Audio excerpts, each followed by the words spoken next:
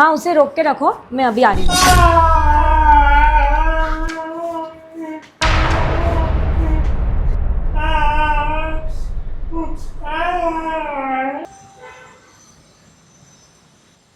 ए क्या कर रहा है तू यहाँ पे?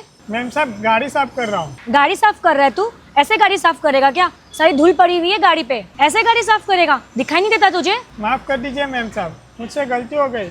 मैं अभी फिर से साफ कर देता हूँ। कोई जरूरत नहीं है साफ करने की, मैं खुद वॉशिंग सेंटर में जाके साफ करवा दूंगी। कामचोर कहीं के, एक काम तुझसे ठीक से नहीं होता। चल जा ऊपर, अब बाकी के काम करके आ।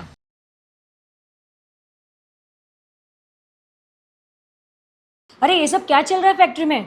तुम लोग काम कर रहे हो कि मजाक कर रहे हो? सारी मशीनें क्यों बंद पड़ी है? तो मैडम एक्चुअली हमारा जो टेक्नीशियन है ना, उसकी तबीयत खराब हो गई है, तो वो छुट्टी मांग रहा है मैडम। छुट्टी मांग रहा है? एक काम करो, उसे परमानेंट छुट्टी दे दो और उसका हिसाब कर दो। और आज के बाद वो मुझे मेरी फैक्ट्री में दिखना नहीं चाहिए। एक दिन की नहीं, हमेशा के लिए छुट्टी कर दो उसकी। और उसको बोल दो कि बीमार लोगों के लिए हमारी फैक्ट्री में कोई काम नहीं है, और जल्द से जल्द एक नया टेक्नीशियन हायर करो, और पूरा काम टाइम पे हो जाना चाहिए, समझे तुम?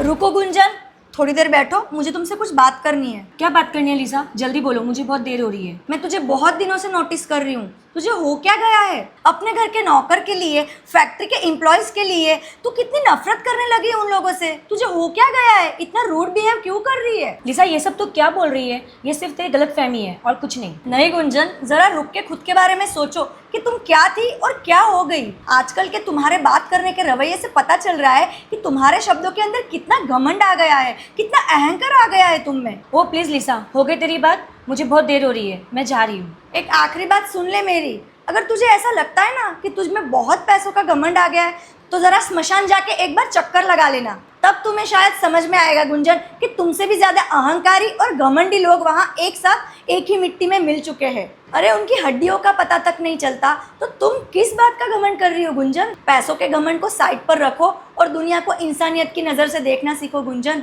बस कर लिसा, बहुत हो गया तेरा ज्ञान। तेरा ज्ञान अपने पास ही रख, मुझे इसकी कोई जरूरत नहीं है।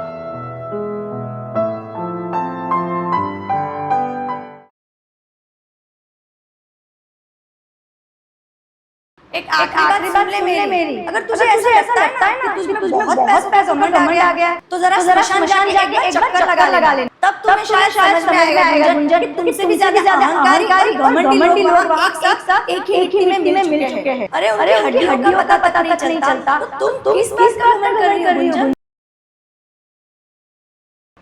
मैम साहब चाय।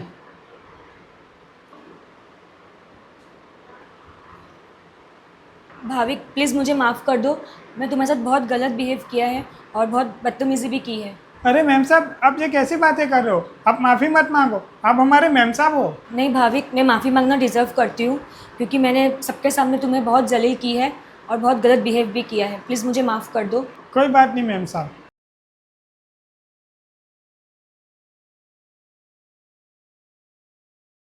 दीदी आप भी प्लीज़ मुझे माफ़ कर दीजिए, आप सही थी।